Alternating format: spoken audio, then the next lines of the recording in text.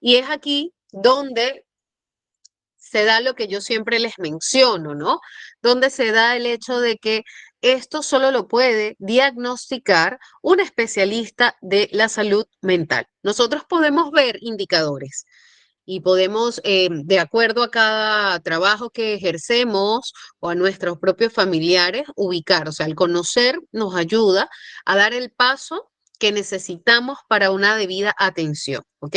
Sobre todo a crear conciencia de enfermedad, que es uno de los aspectos más difíciles dentro del proceso terapéutico. Para poder llegar a objetivos reales en psicoterapia necesitamos tener conciencia de enfermedad, ¿ok?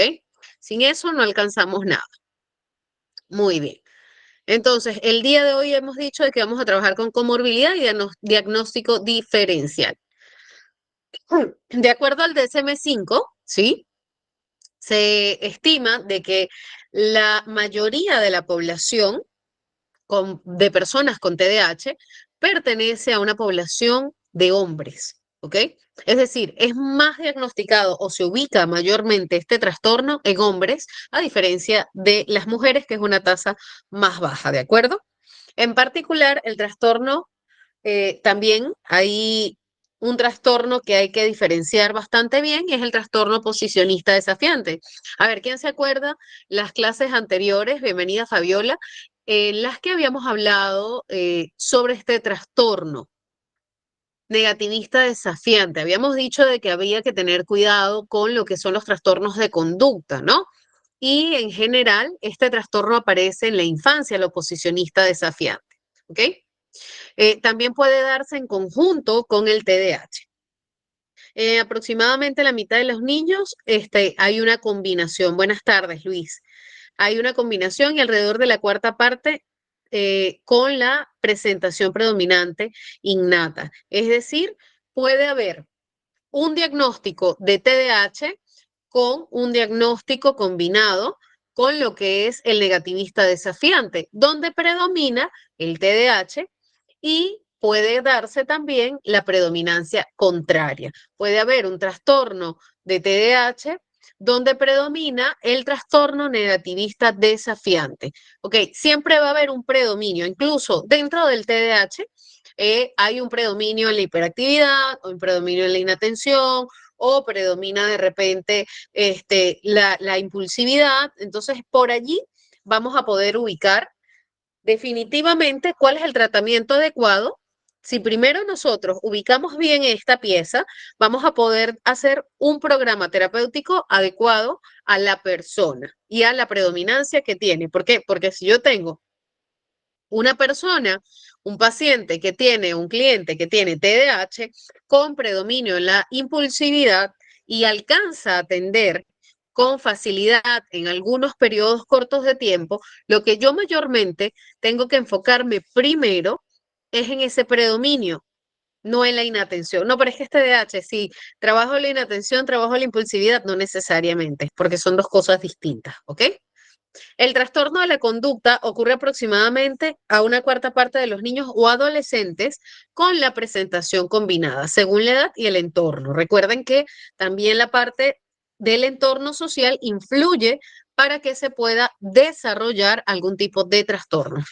La mayoría de los niños o adolescentes estarán con este trastorno de desregulación disruptiva del estado de ánimo. Tienen síntomas que también cumplen los criterios del TDAH. Es decir, si tenemos niños que tienen algún problema con estado de ánimo, vamos a encontrar entonces que también pueden cumplir con criterios del TDAH.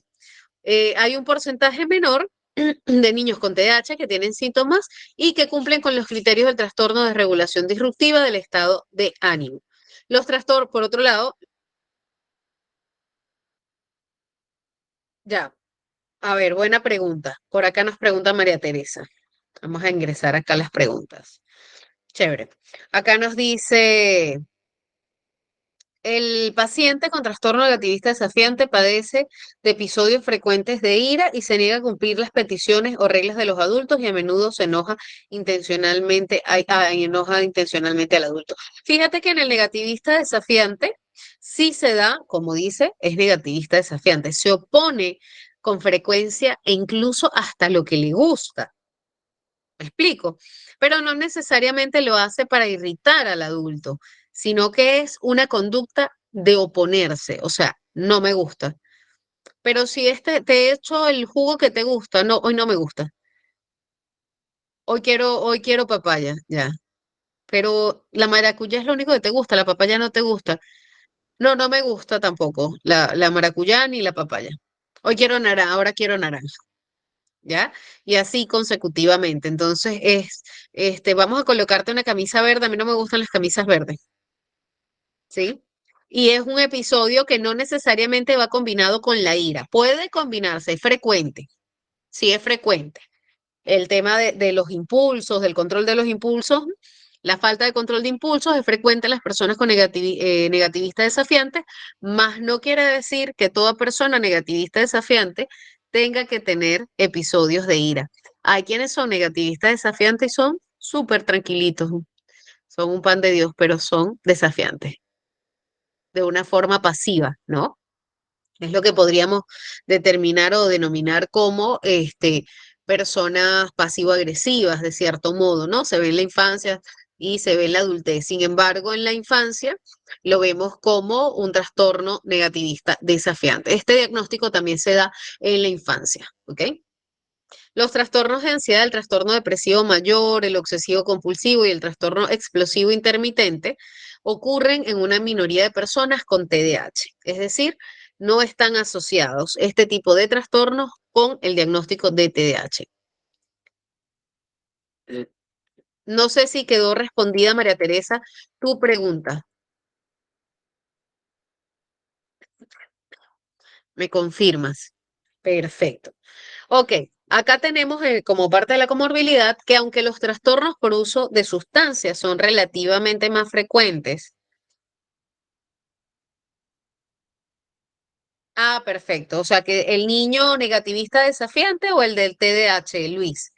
En ambos casos, si los niños llevan terapia de conducta, de todas maneras que lo que ha iniciado va a mejorar. Pero ojo, que acá no es solamente el tratamiento con el niño, también es muy importante evaluar cómo se desenvuelve el entorno, ¿no? Cómo son esas normas que se manejan, cuáles son las consecuencias, con qué claridad se dan las normas, las pautas, el seguimiento que se hace de ellas.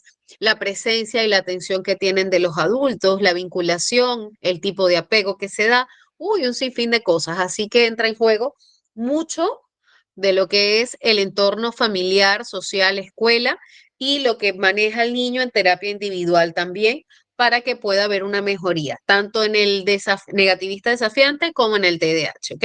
Pero sí puede haber mejoría de todas maneras, ¿ok? Aparte de que el negativista desafiante, cuando logra controlar y hacer consciente de esto, llegan a ser personas bastante productivas y críticas para poder resolver situaciones. Entonces, no nos quedemos con la etiqueta de lo que nos presenta un trastorno, sino que veamos detrás de esa etiqueta cómo lo transformamos más bien ese trastorno en algo positivo o en algo de productividad. ¿Ok? En los adultos, los trastornos antisociales y de personalidad pueden coexistir con el TDAH. Por ejemplo, una persona con trastorno antisocial de la conducta, un adulto, puede estar mezclado con un TDAH. Incluso puede haberse dado un no diagnóstico de ninguno de los trastornos. Generalmente las personas antisociales no acuden a terapia para ser diagnosticadas, se da mayormente porque han sido de repente privados de libertad o por cualquier otro tema, y es allí donde pues, se puede descubrir que también está combinado con algún otro tipo de trastornos. Recuerden que en la adultez es un poco más difícil poder ubicar el diagnóstico de TDAH porque no se tiene toda la información que se necesita para un diagnóstico concreto de TDAH. El TDAH puede coexistir en perfiles de síntomas variables con otros trastornos del neurodesarrollo. Es decir, puede también coexistir con el autismo, puede también coexistir con el síndrome de Down, puede coexistir con también otros síndromes del trastornos del neurodesarrollo en la infancia, puede coexistir también con un retardo, o sea, que ahora no se llama retardo, ¿ok? sino déficit intelectual, problemas de lenguaje, trastornos del aprendizaje, ¿ok? Los trastornos del sueño comórbidos en el TDAH se asocian con alteraciones diurnas de la cognición, es decir, falta de atención. Muchas personas con TDAH reportan somnolencia diurna que puede cumplir con los criterios para el trastorno de la hipersomnolencia. Es decir, una persona no necesariamente, porque segrega exageradamente cortisol, que es una de las hormonas que nos hace mantenernos despiertos y activos, ¿verdad?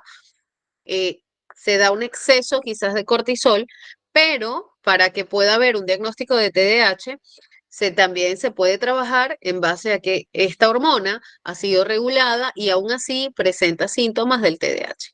¿Ok? Pero generalmente las personas con TDAH tienen mucha dificultad en lo que es la parte del sueño. Entonces suelen tener insomnio y por ende suelen tener también un poco más de somnolencia en la cotidianidad. ¿Ok? Y de repente viene el hiperfoco en el que se activa completamente. Entonces es como un chispazo, pero no tiene nada que ver con un trastorno bipolar, ojo, en lo absoluto, porque la bipolaridad tiene que ver con la parte emocional. Se ha encontrado, tiene las tasas elevadas de una serie de condiciones médicas, particularmente alergias y trastornos autoinmunitarios, así como las epilepsias. Es decir, se ha encontrado que las personas con TDAH tienen esas tasas elevadas, ¿no? Imagínense ustedes un carro, yo pongo el ejemplo generalmente de este tipo.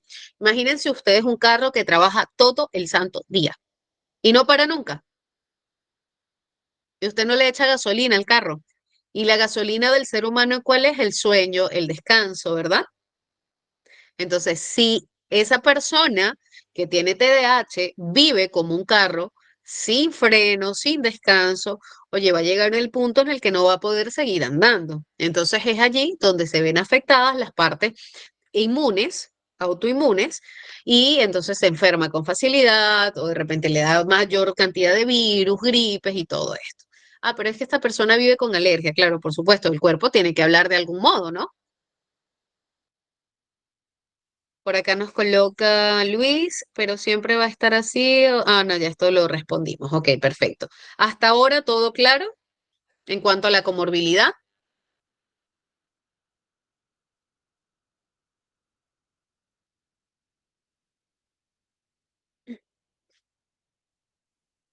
Muy bien.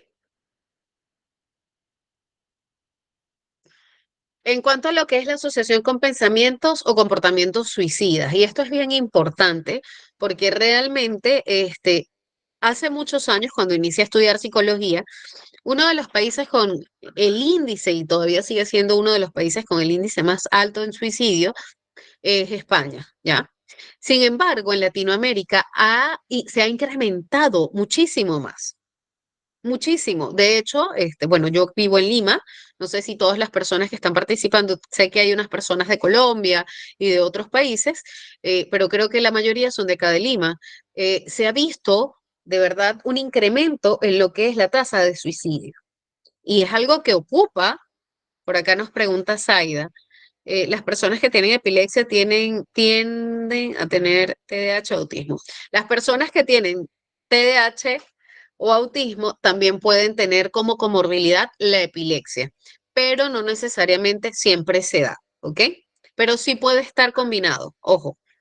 Hay que tener justamente una de las cosas cuando se hace el diagnóstico con neurología de una epilepsia, porque eso sí o sí tiene que ser evaluado por neurología, también se evalúa, pues, ¿no? Si está combinado con algún otro trastorno, si algún otro trastorno coexiste con la epilepsia. ¿Para qué? Para poder abordarlo adecuadamente. E incluso también en el caso de las personas que convulsionan, pues no, no necesariamente está vinculado, pero puede ser que una persona con TDAH tenga episodios de convulsiones también. Ahora, íbamos por acá en el caso del el suicidio. El TDAH es un factor de riesgo para la ideación y el comportamiento suicida en los niños. De manera similar en la edad adulta, el TDAH se asocia con un mayor riesgo de intento de suicidio. Intento, ¿ok? No de que lo ejecuten, pero sí hay intentos y eso es importantísimo. Hay un mito de que, bueno, no, el que dice que lo va a hacer, pues no lo hace. No, toda persona que tenga comportamientos, ideas, pensamientos, juegos, incluso a través del humor. Oye, ¿te imaginas que un día yo agarre y me lance de... ¡Ey! Son alertas. O sea, tómenlo en serio. Son alertas, ¿sí? Algo está pasando con esa persona que a través del humor, a través del chiste mal empleado, porque es su forma de desfogar y de hacer pensar que todo está bien, pero está pensando, su idea está ahí. Por algo está esa idea allí, ¿ok? Hay que tener mucho cuidado con eso, sobre todo con los familiares. A veces nos mandan mensajes y no los vemos, ¿ok? Cuando tiene comorbilidad con trastornos de estado de ánimo, de conducta o por uso de sustancias, incluso después de controlar la comorbilidad. Generalmente lo podemos ver en el tema de los adultos, ¿no?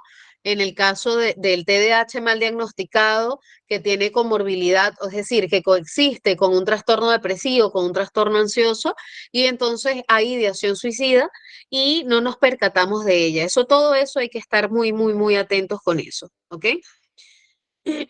Justo lo que les acabo de decir, los pensamientos suicidas también son comunes en las poblaciones con TDAH que en los sujetos de control sin TDA. El TDAH predijo la persistencia de pensamientos suicidas en soldados del ejército de Estados Unidos. ¿Ok? Estos son estudios que son avalados por el DSM-5 antes de ser publicados.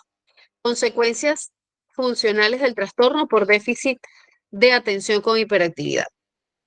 El TDAH se asocia con un rendimiento escolar y un rendimiento académico reducidos. A ver, ¿quién me dice por qué se asociará el TDAH con una reducción de alcances o de rendimiento académico? ¿Qué piensan ustedes? ¿Qué pasa allí?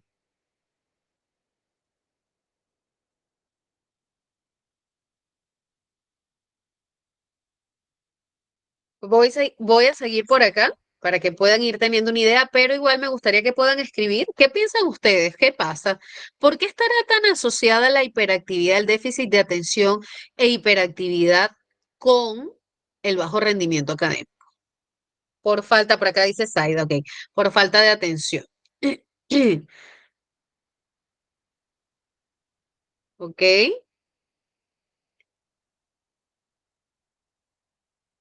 Por la falta de capacidad de atención y enfoque que tienen. Muy bien, entonces es decir, que si un niño con este problema llega a consulta, tenemos que trabajar en la atención, pero también en el enfoque, que está relacionado con la atención, pero que no es lo mismo que la atención. ¿Ok?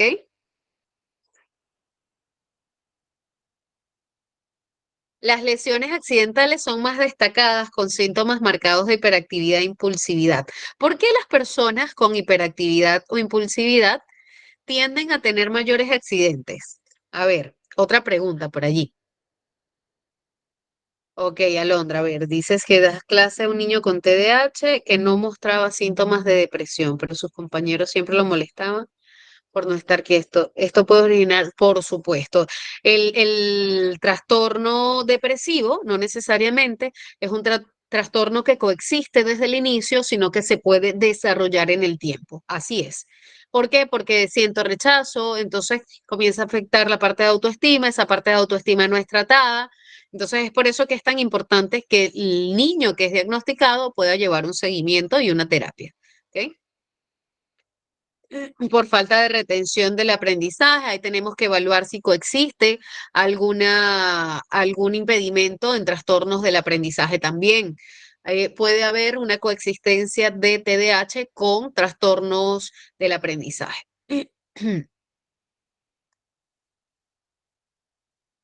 No miden consecuencias, de hecho, exacto. Claro, ¿qué pasa con el impulso? Voy detrás de algo y voy y voy, voy y nada más voy por lo que quiero, ¿no? Entonces es como que no, los rige esa pasión, ese impulso natural, ¿no? Entonces no miden cuáles pueden ser las consecuencias. Por lo inquietos que son, si presentan inquietud, y por no temerle a nada. Más allá de no sentir temor, es el tema del impulso. Pero sí, los niños con TDAH pueden sentir temor, igual, porque no se dan cuenta de los factores de riesgo de su entorno por su misma falta de atención. Exacto, no se dan cuenta de los factores de riesgo, es correcto. Un niño de 9 años es muy hiperactivo, no mide las consecuencias ya que se golpea o pellizca la cara y al parecer ni le duele. ¿Cómo se abordaría ello? Mira, fíjate, ahí hay un síntoma de autoflagelación, de maltrato hacia sí mismo. Habría que evaluar qué cosas lo llevan a él a autoflagelarse, porque generalmente en el TDAH no guarda relación con esta autoflagelación. Más bien se podría evaluar un tema de autoestima, de autoimagen e incluso habría que verificar si en realidad es un TDAH o si es otro tipo de diagnóstico.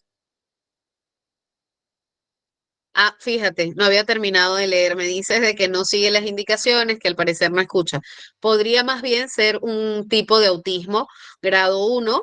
Entonces sería bueno que puedas hacer una reevaluación si es que ya has hecho alguna, ¿ok? Recuerda que el diagnóstico no lo debemos dar nosotros e incluso les comento, si mi hija o mi hijo padecieran un TDAH o un diagnóstico, un autismo, no sería yo quien pueda dar ese diagnóstico, porque son mis hijos. O un sobrino, tampoco puedo dar el diagnóstico a un sobrino. O el hijo de mi mejor amiga, mi ahijado, no puedo ser yo quien dé sus diagnósticos, ¿ok? Ah, mira, tiene epilepsia.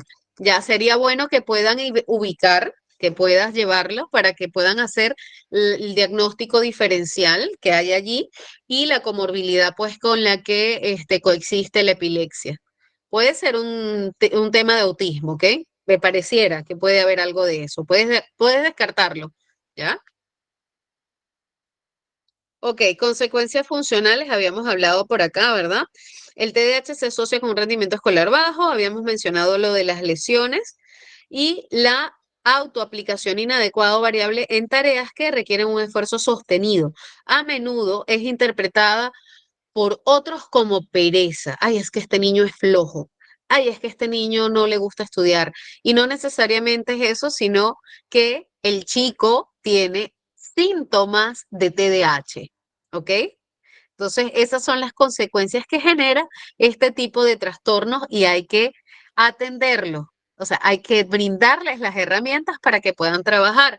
Hay que trabajar mucho en la motivación, hay que trabajar muchísimo en aquellas cosas que le agradan, que lo hacen moverse.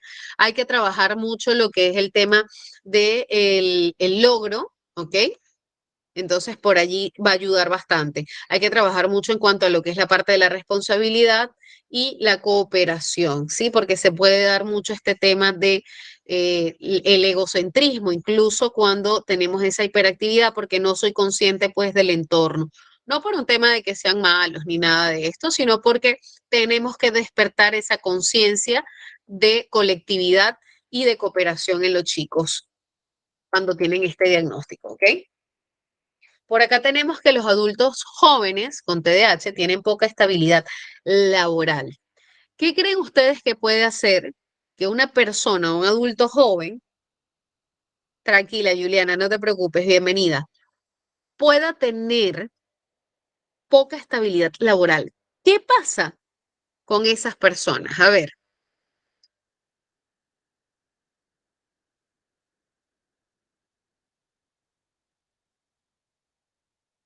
ver, Mary, cuéntanos. ¿Puedes abrir tu micrófono, Mary? Mm.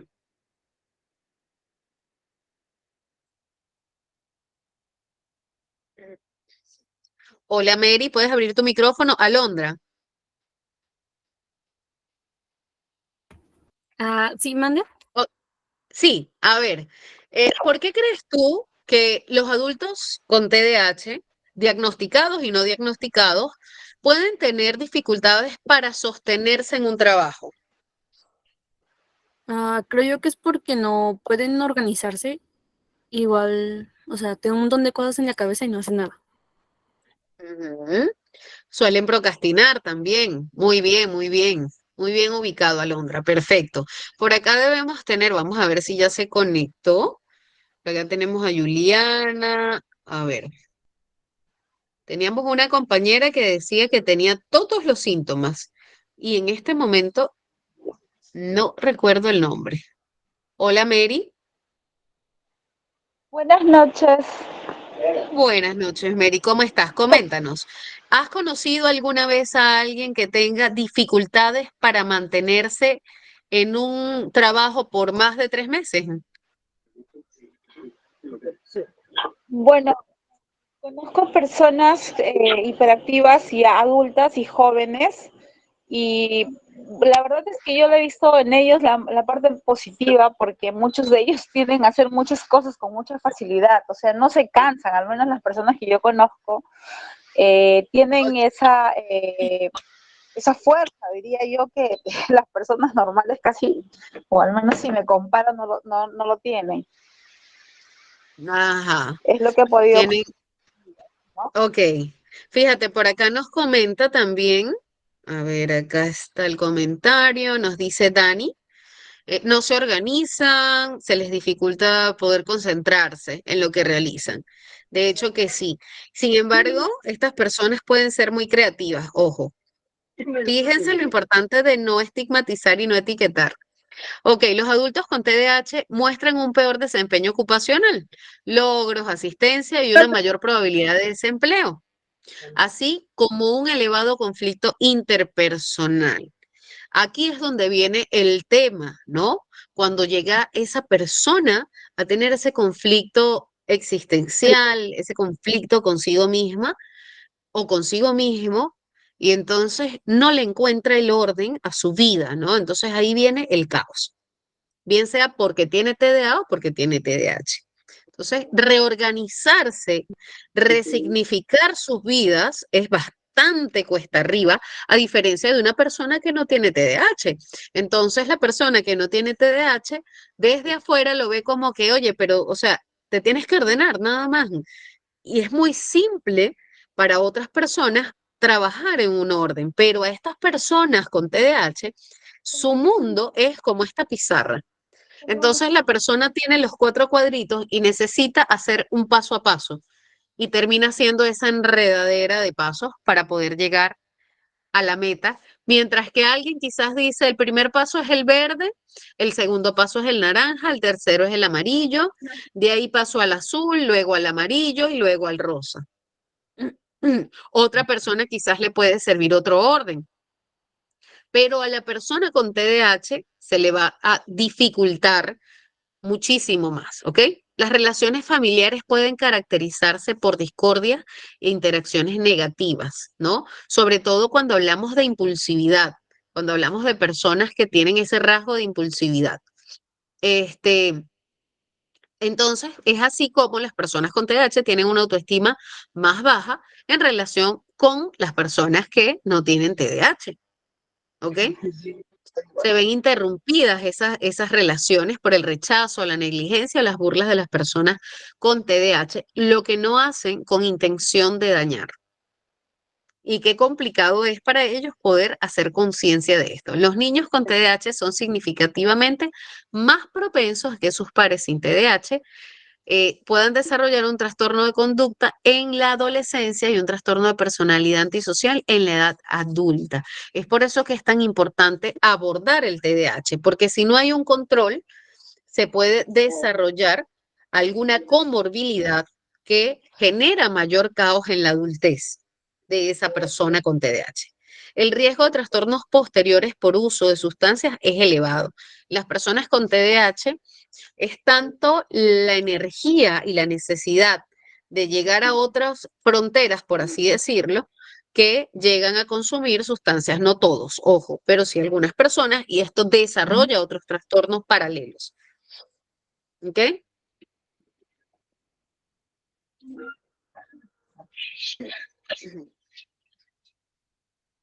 Un poco más de lo que veníamos conversando inicialmente, ¿sí? A ver, Juliana, ¿querías decirnos algo? Buenas noches. No, pero ya que me dio el pase, le Sí, sí. puedo comentar algo en cuanto a los síntomas que estaba diciendo. Eh, también algo que nos caracteriza mucho a los TDAH es el ejecutar algo o el querer ejecutarlo y pararte enfrente de lo que tienes que hacer y pensar, lo voy a hacer, lo tengo que hacer y que no lo hagas. Y así pasa con varias Ajá, cosas a la vez. Ajá.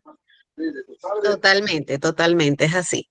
Ok, uno de los diagnósticos diferenciales, como ya les mencioné, es el negativista desafiante. Las personas con trastorno negativista desafiante pueden resistirse a las tareas laborales o escolares, es decir, podemos tener una persona negativista desafiante en la adultez que no ha sido diagnosticada en la infancia, pero generalmente es un diagnóstico que se hace en la infancia. Les cuesta mucho seguir indicaciones, normas, adaptarse. Su comportamiento se caracteriza por negatividad, hostilidad y desafío. ¿Ok? Estos síntomas deben diferenciarse a la inversión, a la aversión a la escuela o a las tareas mentalmente exigentes debido a la dificultad para mantener el esfuerzo mental, el olvido de instrucciones y la impulsividad en las personas con TDAH. Lo que complica el diagnóstico diferencial es el hecho de que algunos individuos con TDAH pueden desarrollar actitudes secundarias de oposición hacia tales tareas y devaluar su importancia. Es decir, ahí hay un hilo muy frágil, ¿no? Porque la persona con TDAH puede desarrollar ciertas conductas del negativista desafiante y no necesariamente por un tema de ser negativista o ser desafiante, sino porque a nivel de autoestima se va viendo afectado y ya no quiere ejecutar ciertas actividades o funciones que le demandan una mayor atención, ¿ok? Entonces se puede tornar como, oye, pero está presentando conductas desafiantes y no necesariamente es así.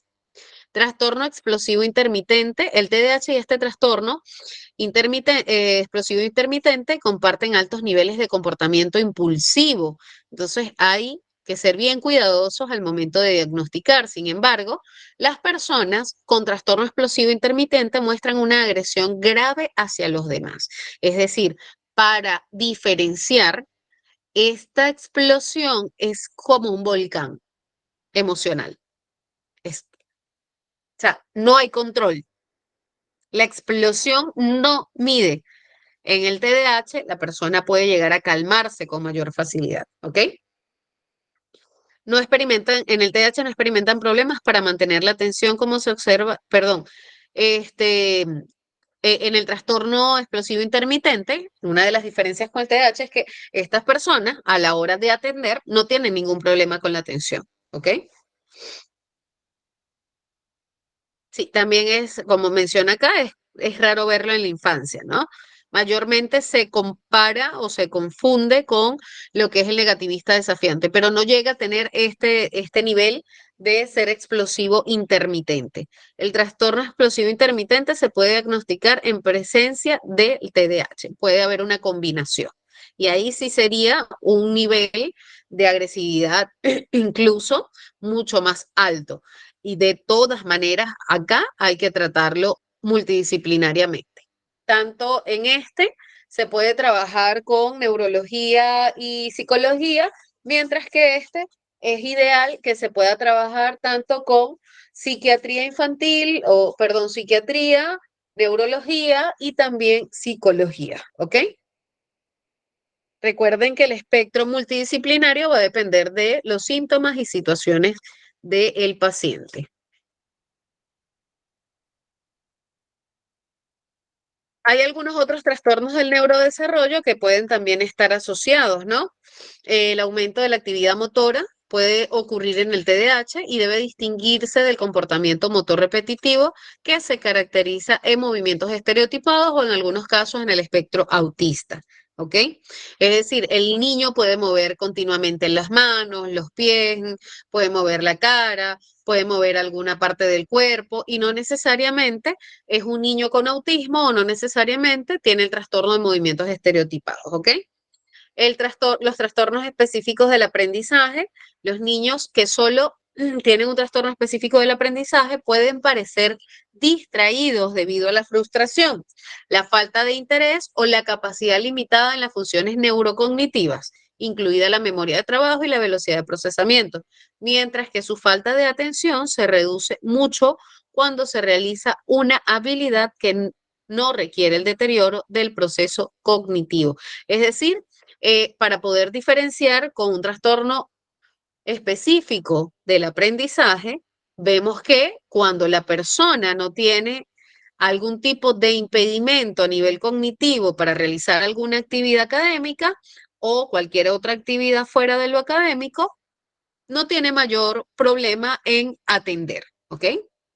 Solamente se da la distracción al momento de presentarse aquella situación que le presenta dificultades. Del resto no. Mientras que en el TDAH, la persona con dificultad o sin dificultad igual presenta inatención.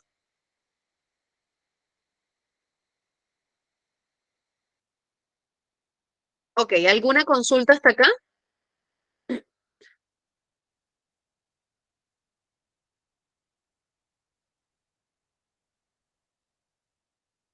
Bueno, vamos a dejar las preguntas, la ronda de preguntas para lo último entonces. Un diagnóstico de TDAH, y ahorita deben estar mareados con toda esa información, recordándose de la primera clase, la otra clase, la tercera, todas las clases juntas. Pero fíjense que todo ha sido progresivo, acorde, para que luego podamos tener herramientas de trabajo. Un diagnóstico de TDAH en el trastorno del desarrollo intelectual requiere que la falta de atención y la hiperactividad sean excesivas para la edad mental. Eso era algo de lo que les explicaba anteriormente. Individuos con TDAH y aquellos con autismo. Las personas con este espectro autista muestran falta de atención, difusión social y comportamiento difícil de manejar. Esa era una pregunta que hacían hace 2 clases atrás. La difusión social y el rechazo de los compañeros que se observa en las personas con TDAH debe distinguirse de la desconexión social. No es lo mismo que yo como individuo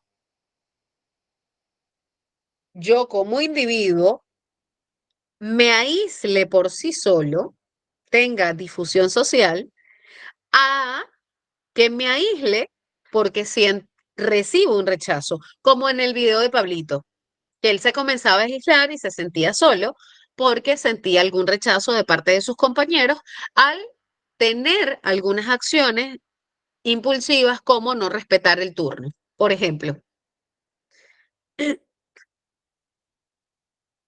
Ok, seguimos por acá. Debe distinguirse la desconexión social, ok, y la diferencia de las señales de comunicación faciales y tonales que se observan en la persona con trastorno del espectro autista. Los niños con trastorno del espectro autista pueden mostrar rabietas debido a la incapacidad de no tolerar un cambio en el curso esperado de los acontecimientos. Es muy difícil para una persona con autismo tolerar cambios inesperados. Por el contrario, los niños con TDAH pueden portarse mal o tener una rabieta durante una transición importante debido a la impulsividad o el escaso autocontrol. Es decir, acá no surge por el cambio, sino por la incapacidad que se da de autocontrol. ¿Ok? Por acá nos pregunta Zaida si la epilepsia puede ocasionar problemas del neurodesarrollo, si puede generar algún tipo de problemas del neurodesarrollo o puede estar combinado. ¿Ok? Desórdenes de ansiedad.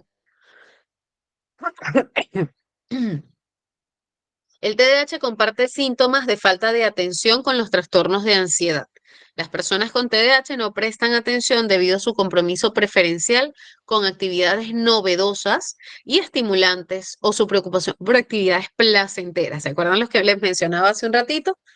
Esto se distingue de la falta de atención atribuible a la preocupación y la rumiación que se observa en el trastorno de ansiedad. ¿Saben qué es rumiación? A ver, ¿quién me dice qué es rumiación por acá?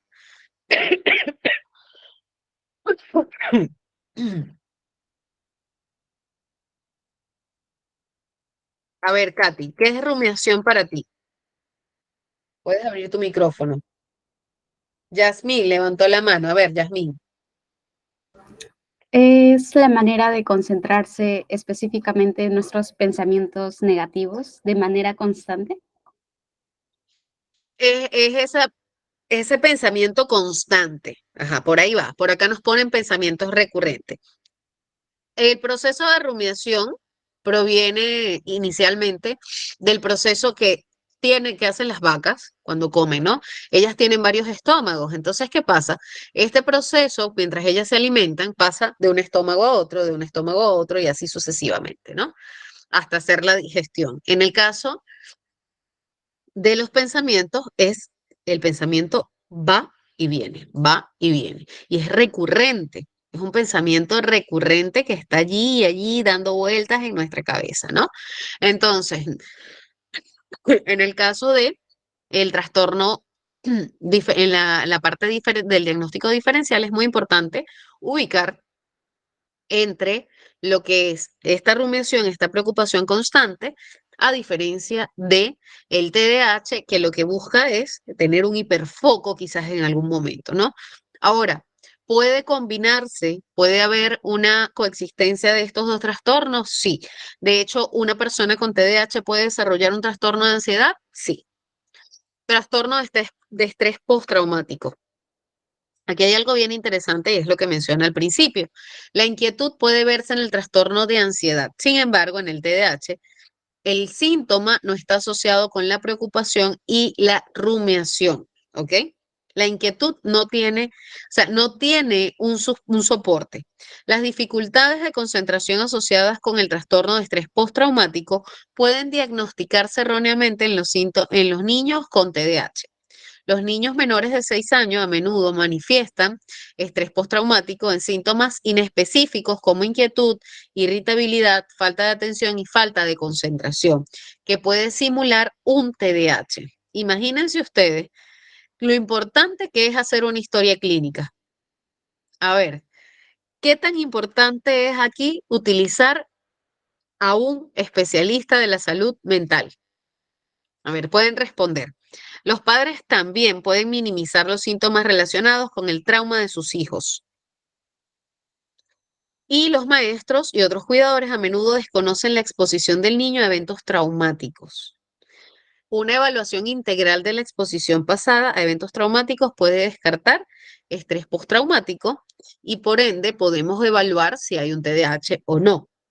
Pero si no conozco la historia y los antecedentes del niño, no puedo identificar adecuadamente cuál es la situación actual del niño.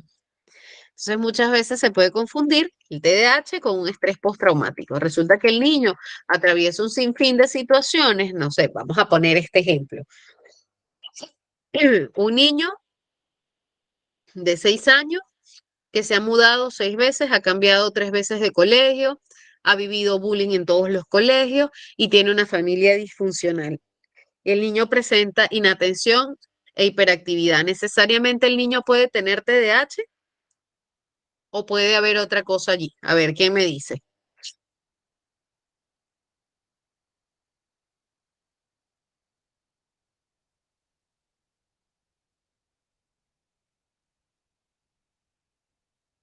Puede haber otra cosa. ¿Y cómo podemos ubicar qué es lo que está pasando con el niño?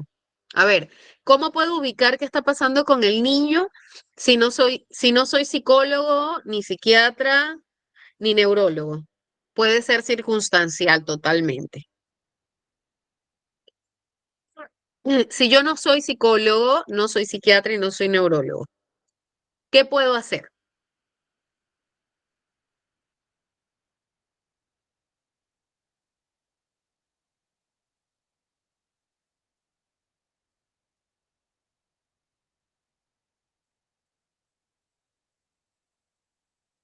Mientras responden qué podemos hacer, vamos a continuar acá.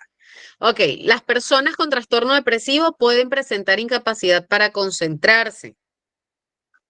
Sin embargo, la mala concentración en el estado de ánimo como trastorno se vuelve prominente solo durante un episodio depresivo. Es decir, hay una diferencia entre no poder concentrarme durante un periodo que estoy atravesando un episodio depresivo a estar inatento frecuentemente, o sea, siempre, durante un periodo sostenido de más de 6 meses. ¿Ok? Las personas con trastorno bipolar pueden tener mayor actividad, poca concentración, mayor impulsividad, pero estas características son episodios también. A diferencia del TDAH, es permanente. ¿Ya ves? Entonces vemos esa permanencia para poder generar la idea de que puede haber un diagnóstico de TDAH en el que los síntomas son persistentes. Además, en el trastorno bipolar, el aumento de la impulsividad o la falta de atención se acompaña de un estado de ánimo elevado, grandiosidad y otras características bipolares específicas. Los niños con TDAH pueden mostrar cambios de humor significativos en el mismo día, lo cual, dicha labilidad es distinta a un episodio maníaco o hipomaníaco. Es decir, el niño puede reaccionar con gran facilidad a nivel emocional, a eso le llamamos la habilidad emocional. Ahora, se diferencia de un episodio maníaco, porque un episodio maníaco es un exceso de energía, un exceso de alegría, de actividad, ¿ok? Y esas personas con bipolaridad pasan a un exceso de reducción de energía, de reducción de emoción, de un estado prácticamente depresivo completamente. Entonces, hay dos polos muy, muy opuestos, ¿no? A diferencia de la persona en el TDAH. Los episodios duran 4 días o más para ser un indicador clínico de trastorno bipolar e incluso en niños. El trastorno bipolar es raro en los preadolescentes, no suele verse. Incluso cuando la irritabilidad y la ira intensa son prominentes, es parte de la adolescencia, ¿no?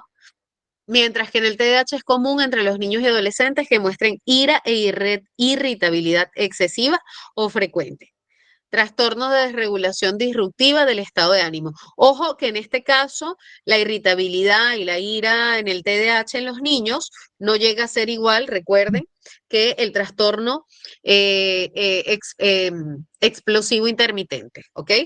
Se da de un momento a otro y se da con mucha más intensidad. ¿Alguna pregunta hasta acá? ¿Qué fue esto? Nos metieron una goliza. El árbitro está con clave. Creo que No hoy marcó no se... nada. Sí, Se supone que ustedes son profesionales y por eso los contraté. Juliana Ramón. A ver, Tenemos el pobre que para nosotros nos vamos a reponer el por acá tengo a alguien con un micrófono encendido que es Juliana Ramos. Ah, Juliana, pensé que querías intervenir. Si deseas intervenir, lo puedes hacer con todo gusto. A ver, a ver. Hoy no se conectó Jesús. Jesús tiene muy buenos ejemplos. Nos había dicho de que también había sido diagnosticado con un trastorno donde presenta psicosis. Eso es importantísimo. En los adolescentes y adultos pueden ser difícil distinguir el TDAH del trastorno límite, del narcisista y otros trastornos de la personalidad. Algunos trastornos de la personalidad tienden a compartir las características de desorganización, intrusión social, desregulación emocional y desregulación cognitiva. Sin embargo, el TDAH no se caracteriza por el miedo al abandono, las autolesiones, la ambivalencia extrema u otras características del trastorno de personalidad. Es decir, si veo alguno de estos, de miedo al abandono, autoflagelación, autolesión, ambivalencia extrema, me siento bien pero me siento mal, estoy triste pero estoy feliz, todas esas cosas son indicadores de que posiblemente no sea un TDAH, ¿ok? Puede ser necesaria una observación clínica prolongada, escuchen esto, es importante, una entrevista con informantes y una historia clínica bien detallada para distinguir entre impulsivo, socialmente intrusivo o comportamiento inapropiado del comportamiento narcisista, agresivo o dominante para hacer este diagnóstico diferencial e incluso de desórdenes psicóticos. ¿Ok? Ahí guardamos un silencio inminente.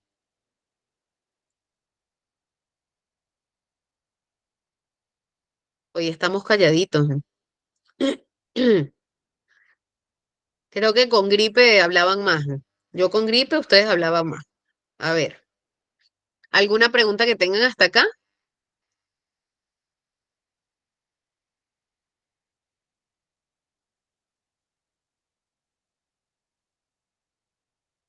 Muy bien. El TDAH no se diagnostica si los síntomas de sin síntomas de falta de atención e hiperactividad. ¿Ok? Acá es algo bien importante. ¿Por qué? Lo que les he hablado de la parte de la psicosis, ¿no? Generalmente los episodios psicóticos se pueden ver en esquizofrenias o en trastornos de personalidad u otros trastornos, ¿ok? Ahora, si la hiperactividad, si la falta de atención, la impulsividad ocurren nada más bajo un episodio de psicosis, un cuadro psicótico que ha vivido la persona que es diagnosticado como un cuadro psicótico y luego esos síntomas desaparecen, no podemos hacer un diagnóstico de TDAH. No va por el TDAH, ¿ok? Ok, ¿qué examen se realizaría para un diagnóstico de TDAH? Sí, pueden utilizar encefalogramas, hay otras evaluaciones que también utiliza el neurólogo y hay evaluaciones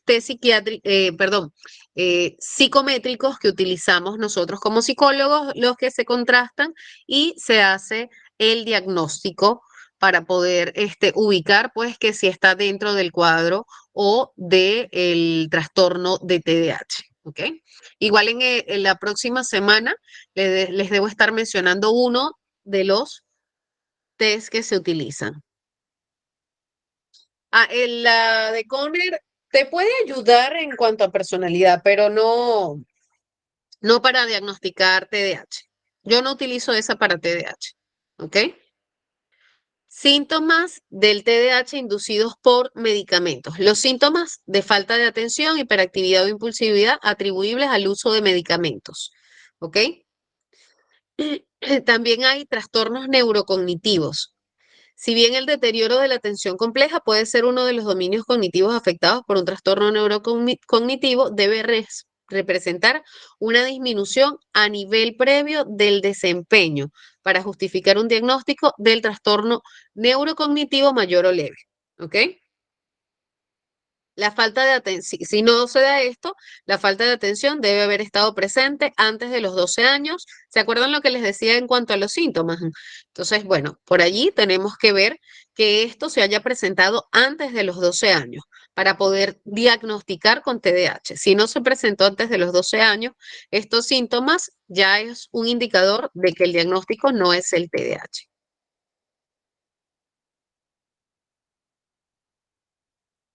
A ver, quisiera que esta parte la pueda leer alguno de ustedes y decirme, a ver, Zaida, ayúdanos por acá con esta lámina.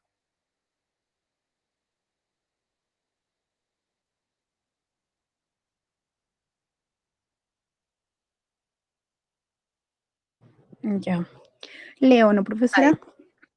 Sí, Buenas vamos a tardes. leer esta diapositiva, bienvenida, y quiero que después que la leas nos indiques, según tú, por qué crees que el DSM-5 destaca este aspecto al final de todo el proceso del cuadro diagnóstico. A ver, las personas con TDAH tienen una tasa de mortalidad general más alta, en gran parte debido a accidentes y lesiones. También puede haber una probabilidad elevada de obesidad e hipertensión entre las personas con TDAH. ¿Qué piensas tú? ¿Por qué se dará eso según el manual de diagnóstico?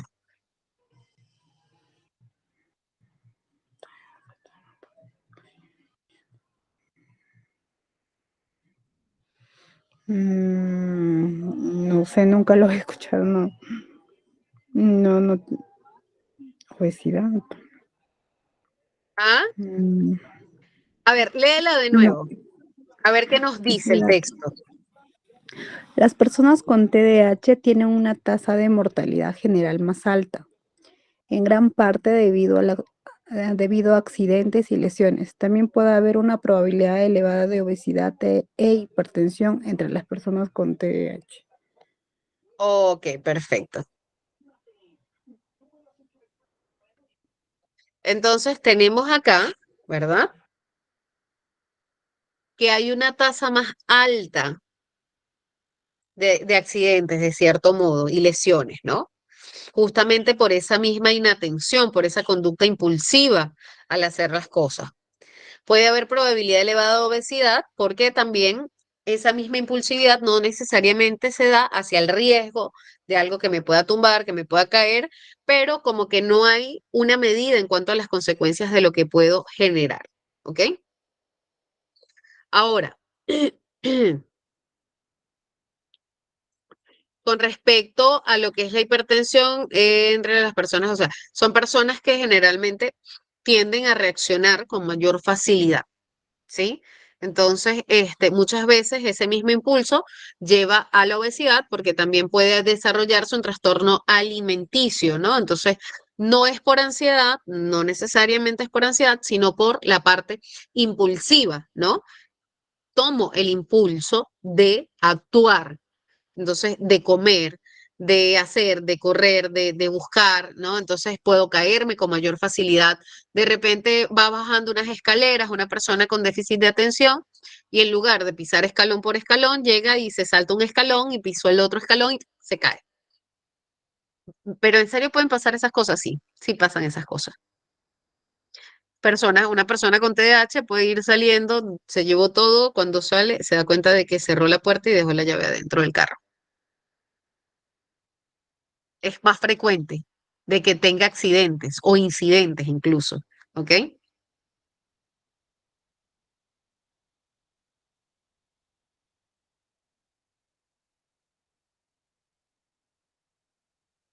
Por allí, con el test de Cogner, yo casi no lo uso como te decía, Zaida, puedes medir la hiperactividad, ¿ok? Ahora, ojo, como les decía, todos los tests se utilizan bajo la supervisión de profesionales, ¿ok? No aplicamos test si todavía no tenemos acceso a poder hacer un diagnóstico o utilización. En Internet van a conseguir un montón de información, pero siempre es importante combinar la evaluación diagnóstica, siempre es muy importante esto, con lo que es la historia clínica, los antecedentes de la persona. Como hemos visto durante todo este periodo, es importantísimo, importantísimo tener en cuenta de que la historia de la persona influye para poder generar un diagnóstico. Eso sí ha quedado claro, ¿cierto? ¿Todo claro hasta allí, Zaida?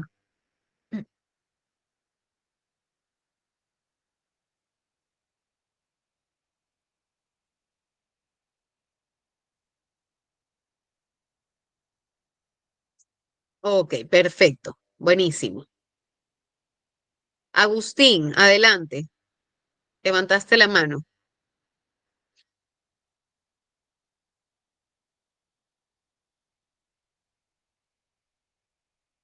A ver. Buenas Lo que le- noches. Le quería Sí, hacer una buenas noches. pregunta. Por ejemplo, yo tengo mi hijito, él está todavía siendo evaluado por el tema de autismo o pues por el tema la psicóloga le diagnosticó retardo leve en el hospital del niño y autismo, pero le estamos Ok, haciendo una evaluación, pero me llama la atención de que él duerme con las piernas entrelazadas. Siempre ok, está echado, duerme con las piernas entrelazadas y lo levanta como a la altura del pecho y no, o sea, yo tengo dos hijos mayores y claro, tenían una ok, posibilidad de dormir de repente como de bebé en la noche o mi otro hijo duerme con el brazo debajo de la espalda, pero ninguno duerme como si fuera un Buda cuando se sienta, pero durmiendo. Y es como el ok. chavo, tiro y nuevamente vuelvo a poner sus piernas arriba hasta que llega que no se estará profundamente dormido, 3, 4 de la mañana o 2 de la mañana, recién estira su pie. Ok. ¿Qué edad tiene el niño? Él tiene 11 años. acaba de 11 cumplir años. 11. ¿Siempre ha dormido así? Sí. Ya, y que de esa situación, ¿qué es lo que te llama a ti la atención, aparte del dormir?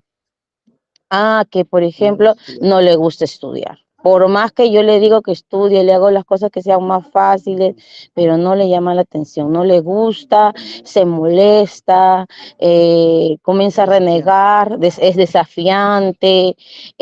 Ok, Por ejemplo, cuando va a jugar, él sabe jugar, cuando va a jugar, él sabe con quién va a jugar y si yo le hago que juegue con otro niño, no quiere. Cuando él no quiere jugar con ese niño, no quiere, quiere jugar con un niño específico y a su modo, tiene que ser bajo sus reglas. Y si no es con sus reglas, no está ok. conforme. Con sus hermanos Mm, mayores, por ejemplo, cuando juega, él dicta las reglas, hace sus reglas nuevas, él hace sus cosas y a veces como ya están grandes y él juega así, entonces ok. como lo ve picón y como también no le gusta. Eso ha Ella, pasado desde pequeño, o sea, ese de yo pongo las reglas, se siguen mis reglas. sí, pasa que él demoró en caminar, en hablar, no Ok. gateó, e inclusive hasta ahorita no puede saltar muy bien. Entonces, él salta, pero Mm, bien, él salta como con las piernas un poco rectas. No es como que ok. hace las rodillas, ¿no? Y y sí, desde pequeño. Ok, me dices que le han diagnosticado su CI está por debajo de la media, ¿y qué más? Me dijo que era retardo leve la psicóloga y autismo leve. Autismo. Ah, sí, sí, sí, tiene rasgos de. E incluso ese proceder ante el dormir y esa necesidad de que se sigan algunas indicaciones, debe ser un autismo grado 1, ¿ok? Ah, De todas maneras. Sí, grado 1 es leve, ¿ok? En ese caso, el niño debe llevar terapia para poder trabajar en esas habilidades sociales, pues, ¿no? Básicamente lo que se va a trabajar es habilidades sociales. El dormir así, habría que ver si le ha generado algún tipo de inconvenientes a nivel de su motricidad o algo, y hay que trabajar de todas maneras terapia ocupacional, porque me dices que hay algunas dificultades, pues, en cuanto a lo que es la movilidad, motricidad gruesa. Entonces hay que ver bien eso, pero sí, de hecho, que tiene que llevar terapia, de todas maneras. ¿Ok? Pero sí me parece que el diagnóstico va por buen camino, pues, ¿no? Y lo que corresponde a la parte de la inteligencia, la parte habría que ver coeficiente intelectual para que puedan dar un diagnóstico de retardo, porque realmente no sé actualmente un diagnóstico de retardo como tal, pero sí pueden hablarte de un coeficiente bajo. Eso es algo variable. Va a variar de acuerdo al gusto, puedes enfocarte en la parte de inteligencias múltiples, ubicar qué es lo que realmente al chico le gusta y poder desarrollar pues su potencial real, ¿sí? Pero eso es un trabajo largo, ¿ok? Mire, yo soy el papá de mi hijo, se llama Salvador. Él ha ido a terapia y con respecto a la terapia ¿cómo se dice? Donde estudia una terapia de lenguaje, aprendizaje. de aprendizaje, la doctora le dijo, la que le diera la terapia, le dijo que, o sea, mejor dicho, lo guiaba porque él no sabe leer. Ahorita, si ahora sabe leer, sabe palabritas, Poquitito, como coquito, por solamente decir. sílabas. Por ejemplo, él para Ok, decir demora. Pero la doctora le dijo que al guiarlo, él estaba bien en todo, solamente lo que fallaba era en lo que era, Discernir, no, decir no, era despreciar, discriminar. la discriminar. parte expresiva. No, la No, parte la de discriminar. ¿Qué es discriminar. discriminar? La terapista dijo que el área de discriminar estaba mal, pero los demás, cuando ella le decía, Comprensión. claro, le decía solamente discriminar. Por ejemplo, lo que yo vi que le dejó varias hojas y mi hijo no se ¿Ya? confundía en nada. En el que se confundió fue que, por ejemplo, había un triángulo al revés y un triángulo parado, y el otro era el triángulo al revés, y él ahí se confundía. Entonces la doctora dijo que en el área de Discriminar. discriminar está mal. O sea, él no puede Mm, discriminar a una adulta o claro, pero pequeña. esto es un rasgo característico dentro del autismo también. Entonces, hay que evaluar, o sea, qué cosas realmente, no solamente la terapeuta, sino qué cosas realmente vamos a trabajar con el chico, ¿no? Entonces, es darle habilidades sociales, es ubicar realmente qué cosas él puede ubicar, qué cosas no, a nivel de comprensión hasta qué punto puede llegar. y darle más herramientas para que él pueda desenvolverse de forma autónoma. Básicamente es lo que se trabaja con los chicos neurodivergentes, ¿ok? Y es muy importante de que ustedes también puedan trabajar en base a la aceptación, porque es lo que va a llevar a que el niño pueda ir desarrollando pues y ubicando aquellas cosas que realmente le gustan, y también se trabaja con inteligencias múltiples y también se puede potenciar pues lo que él se le facilita, ¿ok? Ah, sí, pero Entonces yo creo que dime, lo que a la gente le gusta es jugar, por el de jugar todo el día, de hay verdad. algo muy importante.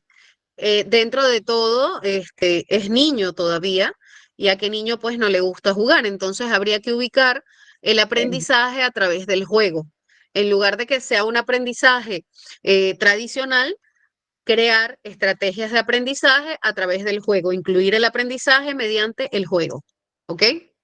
De repente podemos estar jugando con una pelota, entonces sacamos dos pelotas o formamos pelotas con plastilina y a ver, vamos a formar pelotas y vamos a formarlas en forma de una pelota de vóley y una pelota de básquet, no sé si le gusta, o de repente si le gustan alguna caricatura o un dinosaurio, bueno, ok, vamos a armar 5 dinosaurios, listo, armamos 5 dinosaurios, trabajamos motricidad fina y adicional a ello trabajamos los números. Bueno, de repente tenemos un dinosaurio, vale 2 dinosaurios. Si tenemos 2 dinosaurios y cada uno vale 2, ¿cuántos dinosaurios tendríamos? Ah, mira, ya 4. Y ahí formamos operaciones, ¿no? Un dinosaurio va caminando por esta senda y el otro se perdió por aquel lado. ¿Cómo podemos hacer para que se encuentren? Y hacemos 2 caminos. Entonces lo ayudamos a trabajar en la resolución de problemas. ¿Ok? Es un Gracias. pequeño ejemplo que pueden ir utilizando. Lo voy a tomar en cuenta. Justo eso es lo que, no sé, yo estaba pensando justo en, ya que le gusta jugar tanto, mi hijo mayor me dice, mamá, ¿por qué no intentamos, justo lo que dijo usted, ¿no? Incluir forma de juego, enseñarle a leer. La verdad que no se me había ocurrido. Claro, Pero ahorita que usted claro, e me ha, incluso ya hasta el con, problema. con Ahí la hay. lectura, con la lectura puedes trabajar con una economía de fichas. De repente puedes decirle, mira, vamos a hacer una cosa, vamos a hacer un juego donde cada uno va a ir leyendo 3 palabras o de repente una frase, ¿no? Lees una línea, yo leo una línea, el otro lee una línea. A ver, ¿qué significa esta palabra? Adivinemos los significados de las palabras de este libro. Y ahí comienzas a leer y comienzas a darle apertura al interés de la lectura, ¿no? Vamos a leer una página y de esa página que hemos leído hacemos un dibujo en conjunto, pero también tiene que ver a la parte familiar intervenir haciendo este tipo de actividades, ¿ok? Es muy importante que ustedes también se involucren dentro de esas actividades. Sí, eso sí, justo como en la casa, mis hijos y yo estamos en eso, de involucrarlos en eso, porque él nos involucra. Aprender Excel, aprender a salir de datos así sencillos en Excel para un dashboard súper chévere. ¿Cómo? Se activó por acá otra parte. Un ratito, dejar de presentar. Acá está. Ahora sí.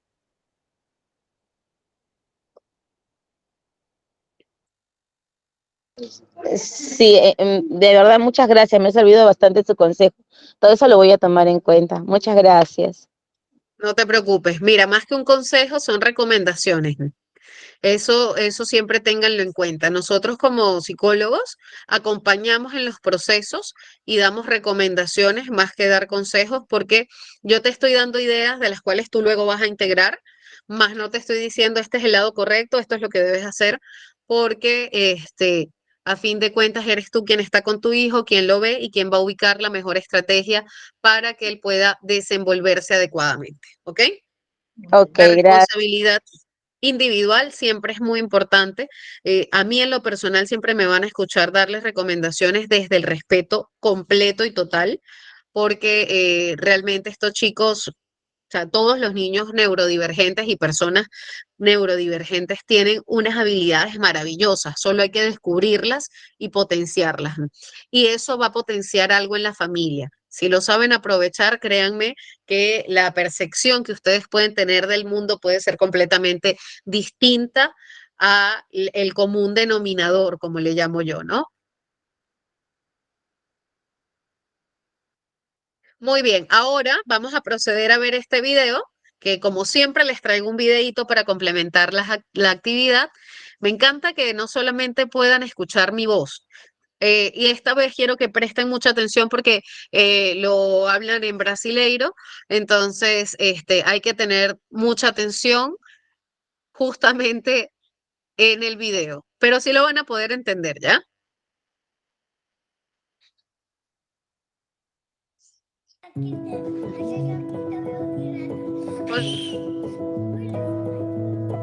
Bones, soc en Xevi, el pare de l'Aniol Loguet, un nen detectat de TDA amb 6 anys. Jo també ho havia sigut des de ben petit, segurament soc de les primeres generacions de medicats de TDAH. El fet de començar a caminar prematurament, a córrer directament, per dir-ho ràpid, no tenir perills, no veure els perills. És a dir, si jugava a pilota al jardí de casa se li colava, se n'anava a la carretera a buscar-la. No mirava pas ni a la carretera ni tampoc reaccionava a perills, vull dir, inclús podia passar un cotxe i no reaccionaria. Vam anar amb un psicòleg que vam començar a investigar i la veritat és que ho quadrava tot. La manera de ser ell, la manera com reaccionava davant dels perills, la manera com gestionava el seu nervi, i em recordava molt a mi. En moments que necessites estar concentrat, que és difícil. És com que tens mal a les cames, no pots estar sentat. Jo crec que ara no és que em costi més. Una mica sí, però no és que em costi més. Li costen més uns altres nens que jo. Quan surto al pati m'agrada perquè és com que cremo una mica i és com que descanso d'estar tancat. Les coses que no es veuen són inexistents per la majoria, només el que ho pateix. I jo crec que falta molta pedagogia a molta gent, a les escoles, inclús als companys, nens a les aules, a les escoles, acompanyaments, reforços, recursos per tenir tot això, perquè si no seran estigmatitzats sempre més. Escoles, acompanyaments, reforços, recursos per tenir tot això, perquè si no seran estigmatitzats sempre més.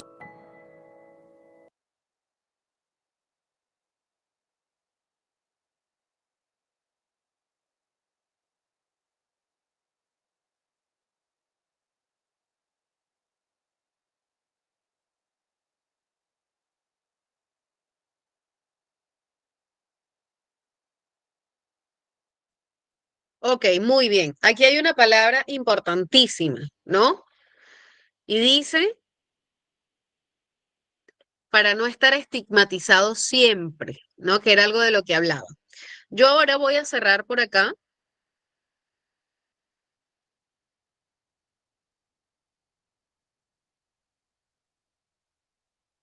Ratito acá, voy a cerrar. Ok.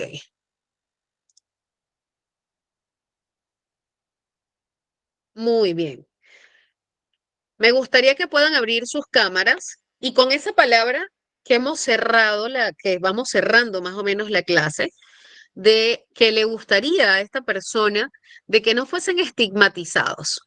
A ver, quien crea que tenga síntomas, quien haya vivido o se haya identificado durante estas 4 clases, quien tenga hijos con autismo, TDAH o cualquier otro trastorno no identificado, levante la mano si se han sentido estigmatizados a sí mismos o hacia las otras personas.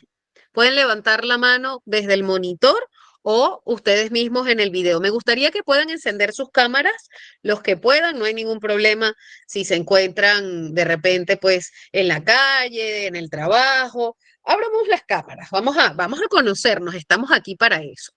Aparte de que me gustaría saber de dónde nos acompaña cada uno de ustedes para poderlo registrar y poderlos monitorear cuando algún día, pues, de repente podamos coincidir en algún momento de la vida en algún lugar.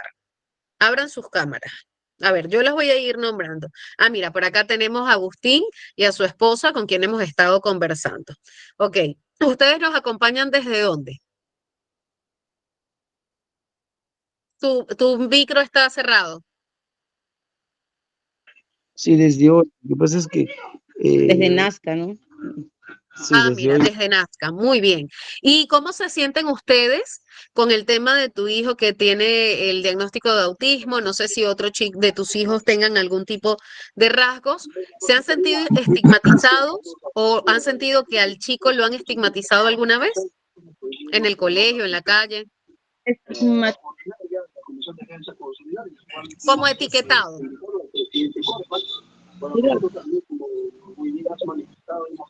Chocar, me sentí un poquito como dificultad.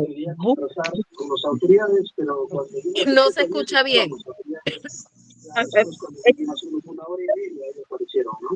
Alguna persona como que nos ha Después de todo este frente al tiempo de información, amigo, en realidad las conclusiones que ha sacado, porque ¿me escucha? Ya, ahora sí.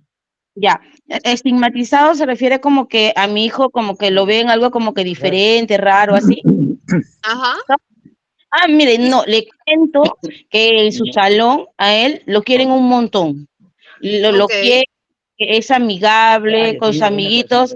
Él tiene un Sí. problema que diga que según el cardiólogo me dice puede ser por el tema de psicológico, porque el cardiólogo ya lo operó 2 veces y me dice, señora, su hijo ya ha salido bien. E inclusive el doctor me enseñó muy amablemente la pantalla de la operación que él tuvo y me dijo, por eso es que yo lo llevé también al psicólogo y lo estoy haciendo reevaluar nuevamente en Lima por el tema Ok. para saber, para poder ayudarlo bien, como usted misma dijo, ¿no? O sea, no es que yo tengo un hermano que es especial también, y no es que ellos no puedan desarrollarse, yo creo que él puede, y como dijo la psicóloga, ¿no? Señora, ¿por qué está triste? ¿Por qué llora? Ellos pueden, me dice, solo que necesitan apoyo, y es el apoyo que yo le Exacto. pienso, bueno, porque en realidad yo como pensé, ay, ¿ahora qué va a hacer de mi hijo? No va a poder estudiar, no va a poder trabajar, yo me voy a morir, ¿quién me lo va a cuidar, no? Entonces, la psicóloga explicó que no esté triste, que necesita un apoyo, que aprender muchas cosas y como usted dijo, Buenísimo. cierta habilidad que ellos pueden explotar, pero para eso tengo que estar en Exacto. clases constantes, por eso también que yo con mi esposo siempre estamos ahí, ¿no? Lo llevamos al parque, lo hacemos jugar, jugamos con niñas, generalmente aceptamos todo su trato porque si no se molesta, pero también creemos que es por lo que es niño, pero de todas maneras le hacemos entender que hay que saber ganar, hay que saber perder, De todas maneras. hay que saber que otros niños ponen reglas porque si no se van a aburrir y no van a querer jugar con uno. Entonces, Totalmente. Hay que trabajar allí límites y hay que trabajar también habilidades sociales y eso, y para eso te va a ayudar la terapia. Bueno, los felicito. A ver, por acá, Zaida, ¿desde dónde nos acompañas? ¿Y qué te parece el hecho de no estigmatizar a las personas con TDAH?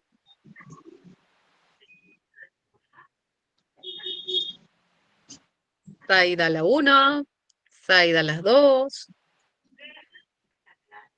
Zaida las 3. A ver, Yasmín.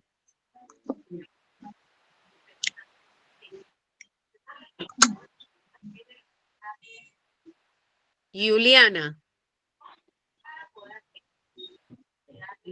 Juliana estaba ahí esperando su turno.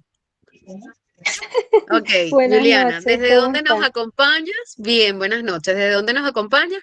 ¿Y qué opinas tú de no estigmatizar a las personas con TDAH? Es muy importante, desde Hilo, desde la ciudad de Hilo, y en cuanto a no estigmatizar a las personas con ¿Y lo queda TDAH, en es dónde? algo en Moquegua, el puerto de Ah, Hilo. mira, chévere, chévere. Sí. Y es muy importante no hacerlo, Ok, porque de eso depende mucho ¿cómo se dice? La inserción de estas personas con estos trastornos, porque la sociedad sí los estigmatiza, sí pasa. ujú, Yo tengo mi totalmente. pequeño sí, yo tengo mi pequeño de 8 años y el año pasado entró a primero de primaria. eh, Ok, y Bebé, tuvimos ¿verdad? mucho tiempo y buscamos un colegio que nos ayude y nos apoye de alguna forma con él ujú, por su trastorno. Y nos dijeron que sí al comienzo, a todo dijeron que sí, era un colegio particular, supuestamente muy bueno, y a las finales, cuando empezaron las clases, el primer mes, nos llamaron a cada rato, nos informaban a cada rato de lo que él hacía. Eso es algo normal. Lo malo era que cuando nos llamaron a dirección, porque hubo la primera ocasión que mi hijito tiene medicación para la hiperactividad, para la concentración más que nada, ¿no? Para evitar la hiperactividad por desconcentración. Entonces, cuando nos llamaron a la dirección para hablar sobre el tema, lo que nos dijeron de frente era que ellos no tenían capacitaciones para niños especiales, que eso era algo que debíamos manejar particularmente, que debíamos tener un coach y que deberíamos tener una maestra sombra. Y entonces le comenzamos a decir sobre el tema de que nosotros habíamos conversado y que nos dijeron que sí lo tenían, pero no, o sea, como que se retractaron, y al final, durante todo el año y a partir de ahí, fue, o sea, a mi hijito se cayó muchas veces, y el apoyo o la ayuda fue mínima. Inclusive cuando me llamaban, si es que hubo una ocasión muy fea que se cayó feo, y cuando yo llegué, la profesora me atendió en la puerta de la salida, me dijo, ay, el director no quiere que tengamos la puerta abierta, y prácticamente me cerró la puerta en la cara y no me dejó hablar, a preguntar, ¿no? Para saber. Después jugaban en el salón y ella siempre me decía, ay, es que tiene que tener una maestra sombra, porque si no, no puedo trabajar porque yo tengo muchos niños. Entonces, ¿cuántos niños tenían? 19, no eran muchos. Pero bueno, y después de eso, no había comunicación con la profesora, porque una de las cosas que a mí también me pareció muy grave en el colegio era que mi pequeño no le gusta ser cambiado por otra persona, y él solo no lo hace. O sea, sí lo hace, pero no tan bien, y prefiere que yo lo apoye, lo ayude de alguna forma. Ahora ya lo hace mejor que el año pasado. El año pasado era más difícil para él, pero aún así no permite que nadie lo toque, no porque lo toquen, sino porque le da vergüenza. Le da mucha vergüenza y no quiere que no lo vean, Entonces, en ese sentido, yo pedí para entrar en las actuaciones y me dijeron que no. Me dijeron que estaba prohibido que las mamás entren a cambiar a los niños a las actuaciones, que ellas mandaran los disfraces y punto.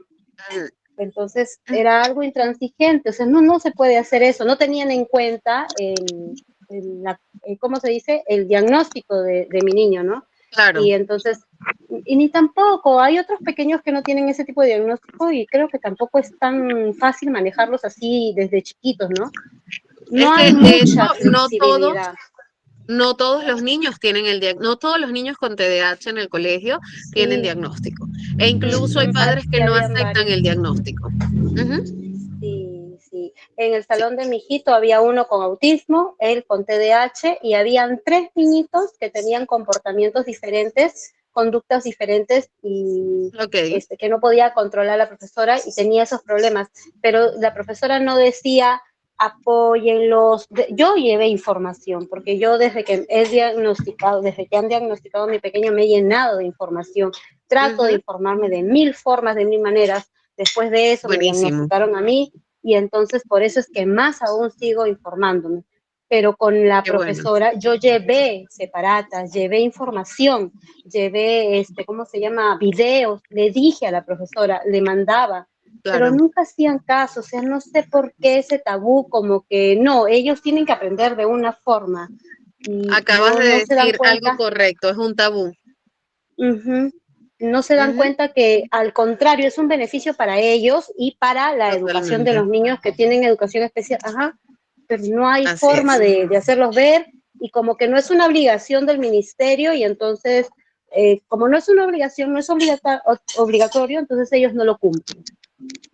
Bueno, en realidad, por lo que conozco, acá en Perú, actualmente, sí hay una obligación con respecto a la aceptación de una cierta cantidad de niños neurodivergentes. Por ende, los colegios deben capacitarse. Eso actualmente está. Solo que como no todas las personas lo saben, entonces los docentes creo que tampoco están tan informados a veces con respecto a esos cambios legales, pero sí Sí es necesario, sí es parte de hecho, si llegara una supervisión a algún colegio y hubiese este tipo de discriminación, hay algún tipo de consecuencias para el colegio. Sí las hay. Incluso yo hablé con el director sobre el tema de las capacitaciones y él me dijo, es que la UGEL no nos da ese tipo de capacitaciones.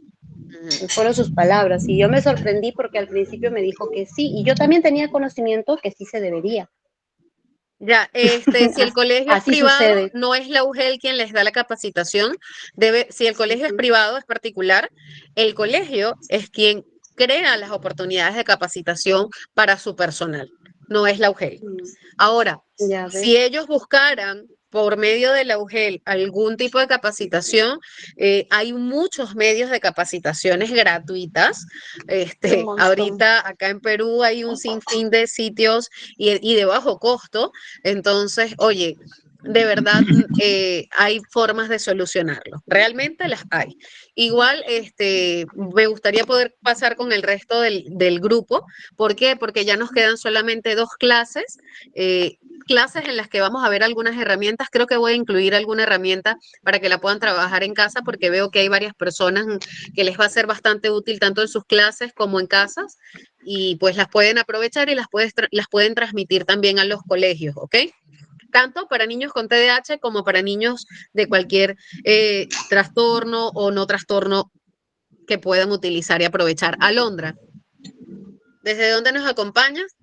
Y qué es para ti, cómo influye la ya se me trabó la lengua, perdón, la estigmatización del TDAH en la sociedad.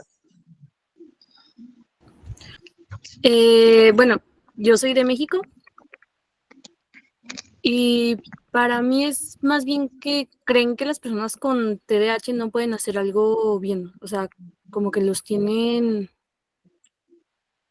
como que los consideran poco capaces. Ujú. O sea, es Y como bueno, que, ya. te escucho. Bueno, es que yo trabajaba en una primaria hace poco y tenía muchos casos con TDA, otros con TDAH, unos 2 con autismo y así. Y por Mira. ejemplo, como comenté hace rato por el chat, algunos de los niños molestaban a otro niño porque no se podía sentar o batallaba para concentrarse y demás. Igual en kinder me pasaba, porque bueno, también vine un kinder. Tenía un niño con Ok. TDA y su maestra de español me decía así de que lo tengo acá porque está castigado, porque no se concentra, porque no hace tal.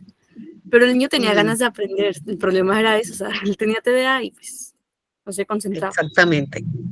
Hay un secreto que a mí me ha funcionado con estos chicos con TDAH y con el autismo, y es primero la vinculación emocional. No para que se concentre al 100% ni para que esté toda una clase 8 horas. Imagínense cuánto tiempo pasa un niño en clase. Generalmente llegan a las 8 de la mañana y salen a la 1 de la tarde. 9, 10, 11, 12, 1, 5 horas. De esas 5 horas nada más tienen 20 o 40 minutos de break, de recreo. Oye, es demasiado tiempo para una persona con TDAH. O sea, la currícula escolar no está adaptada para niños neurodivergentes. Entonces, lo primero que debe ocurrir entre el docente y estos chicos es la vinculación emocional, es la aceptación de la diferencia de cada uno de los chicos. Como les decía hace unas clases, hay una imagen que me encanta, yo la amo, la adoro, y no solo que aplique para niños, sino para adultos. Y es una macetita con distintas flores y de distintas formas las macetas, de distintos tamaños las flores, las macetas y un montón de cosas. Entonces salen cactus, salen rosas, salen... Eso, así funcionamos los seres humanos, somos distintos, tenemos distintos gustos, tenemos distintas formas, tenemos distintos modos de vinculación. Y el secreto más grande de un docente para poder enseñar está en cómo alcanza a llegar a cada uno de esos chicos de distintos modos, que tiene una historia tan particular y que tiene habilidades y tiene debilidades también, porque son simplemente seres humanos que cuentan con una mayor capacidad en distintas habilidades, pero que a su vez, porque el asumir riesgos no lo hacen todos los chicos, pero sí lo puede hacer un chico con TDAH. Entonces, ¿por qué no aprovechar y potenciar esas habilidades y desarrollar las otras que tienen menor capacidad, como la inatención, por ejemplo, pero la podemos potenciar con distintos juegos, como lo habíamos hablado anteriormente a Agustín y a su esposa? Por acá tenemos a Juan, también. Juan, coméntanos rápidamente desde dónde nos acompañas y qué tal te ha parecido la clase de hoy, qué cosa te llevas el día de hoy de una forma muy breve para dar acceso a 2 o 3 personas más.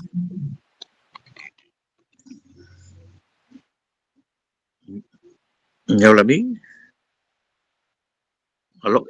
Sí, Buenas noches. escuchamos. Sí, yo para mí toda clase que estaba escuchando desde que se inició en la primera, me está sirviendo bastante, no, como le dije, para evaluar yo mis talleres que hago con los niños del INAVIF. Y en una de esas cosas que usted ha hecho notar, sí, parece que yo también he pasado por ese tema pero nunca fui evaluado, ¿no? Que es el dormir, ¿no? Yo muy poco duermo más que 3 horas. Si me echo a las 11, a las 3:30 estoy al día, y yo bien creído que vivo más horas que otras personas, ¿no? Y en realidad, recién actualmente me están dando medicamentos para poder dormir. Y ahora sí lo hago un poco más plácido y el día es un poco más lo veo con más amplitud, más capacidad creadora. Encantado, feliz de haber escuchado a todas las personas y sobre todo tener ese gran cuidado, ¿no? De no estigmatizar a las personas, ni a los niños, ni a nadie. Eso Totalmente. es muy agradecido más bien por todo. Qué bueno. Fíjate, algo que quiero destacar, y es que no solamente estamos, o sea, que me alegra que haya dado su opinión a Londra, que está fuera de Perú. ¿Por qué? Porque ella también está viendo una realidad similar a la de nosotros. Entonces, no es, a veces escucho personas en la calle, a ver, yo tengo 6 años viviendo acá en Perú ya. El 16 de junio cumplo 6 años acá en Perú. Y en mi nueva casa, mi nuevo hogar, y resulta que escucho muchísimo al peruano decir, es que es acá en Perú. Y no es acá nada más, es en muchos otros países, ¿ok? Esta estigmatización es global. Entonces, ¿en qué nosotros, y esta pregunta se las dejo no para que me la respondan, sino para que se la lleven, ¿en qué nosotros estamos dispuestos a aportar? Por acá Luis levantó la mano, ¿en qué nosotros podemos aportarle a nuestra vida, a nuestras personas cercanas? Porque a veces queremos cambiar el mundo, pero ¿por qué no empezamos a trabajar desde lo más cercano? Luis, adelante, puedes abrir tu micrófono. Entonces, ese aporte, quiero que se vean esa pregunta y que todos los días se levanten. Oye, ¿qué puedo enseñar? Entonces, esa maestra que no tiene esa capacidad, entonces en lugar de yo estigmatizar a la maestra y en lugar de quedarme con el juicio, voy y le aporto, como nos decía Juliana, voy y le aporto. Ok, mira, aquí tenemos una herramienta. ¿Qué es lo que se te hace difícil? Cuéntame, a ver, explícame. Y si buscamos apoyo, y si buscamos a alguien que nos oriente, y si buscamos una consultoría que quizás no cueste tanto, y si les pedimos a los papás el apoyo, y si hacemos una rifa, hacemos una apoyada, hacemos tantas cosas que podemos hacer para llegar a esa información. Ya, bueno, no quisieron acceder, nosotros profesora. lo hemos intentado. Luis, adelante. Sí, gracias, profesora, más bien por algo que quisiera aportar y que capaz no sea un detalle que he visto. Podría ser en el lado social que, por ejemplo, por ahí que los papás, digamos, que están separados, ¿no? O personas separadas y tengan un hijo con, digamos, con este tipo de actitudes, ¿no? Despierte más ese lado, digamos, de ¿no? Agresivo o de querer no atender referente a esa separación, porque se está viendo bastantes casos, ¿no? Estamos en un momento ahorita donde hay matrimonios donde se separan mucho, o sea, se está viendo bastantes separaciones. Y eso podría influenciar también ese aspecto que estamos viendo ahora, ¿no? Porque está siendo más frecuente, se podría decir así, en el lado, digamos, en el lado mental, ¿no? De los niños, porque a veces los padres se separan y también les afectará de alguna forma también eso, y hace que evolucione más ese aspecto. Capaz no lo hemos comentado mucho, no he visto que hayan comentado mucho en alguien haya aportado ese lado. Por eso quería más que todo fundamentar ese lado, ¿no? Ahora. Buenísimo, buenísimo. Sí, y ahí hay que ver, ahí hay que diferenciar si el tema del niño es circunstancial, es emocional, ¿verdad? O si tiene que ver realmente con el TDAH o si está combinado, porque también una persona con TDAH atraviesa situaciones emocionales que también pues se le dificulta a veces evidenciar o trabajar directamente, ¿ok? Hay que ver eso. Muy buen aporte, Luis. De verdad que está súper bueno. Ciertamente ahora hay mayor cantidad de familias reconstruidas, sin embargo, eso no quiere decir que sea negativo. A veces es mejor familias separadas que funcionen mejor a familias unidas que sean mayormente disfuncionales, ¿ok? Entonces, el tema acá no es si están juntos o están separados, sino la funcionalidad que alcanzan a tener como padres ante ese niño. Que la separación genera algún tipo de alteración en los niños, de todas maneras, es sano que genere algún cambio emocional en los chicos porque viven un duelo por separación, ¿ok? Ya la vida que vivían ya no es la misma y eso genera un duelo. Psicológicamente es necesario que vivamos y afrontemos ese duelo, ¿ok? Ya de repente por allí se genera algún tema de duelos o de atención de traumas o duelos o cambios en la vida. Sería interesante hablar de ello. Claro, lo que usted dijo también referente al lado social, referente a los colegios, sí tiene razón, porque debería adecuarse bastante en el lado de los colegios. Algunos colegios lo hacen, más que todos los nacionales son pocos. Y hay programas, sí, pero no se da el aporte necesario o los padres que se pongan de acuerdo para poder fundamentar eso, ¿no? Justamente Así que ahora se es. está dando ese rasgo bastante. Sí, es verdad. Fíjate qué importante lo que mencionas y para cerrar con esto ya, porque Luis, porque resulta que le dejamos a veces la responsabilidad a la parte macro, ¿no?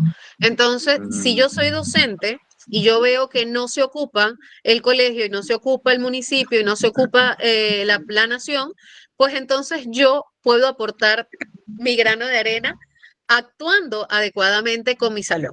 Entonces, vamos a comenzar a tomar las responsabilidades de nosotros mismos y ese sería pues mi aporte para cerrar el día de hoy, de que comencemos a actuar desde la responsabilidad individual en pro de la colectividad, ¿ok? Un gran abrazo, que pasen una excelente noche. Ahora sí los dejo con el área de coordinación. Hoy sin querer nos extendimos de más, pero siempre es valiosísimo aportar y recibir pues ese feedback de parte de ustedes. Leoncia, sí he leído lo que has puesto por acá, pues espero que te haya sido útil todo lo que hemos comentado. Que pasen una bonita noche. Aplausos. Gracias.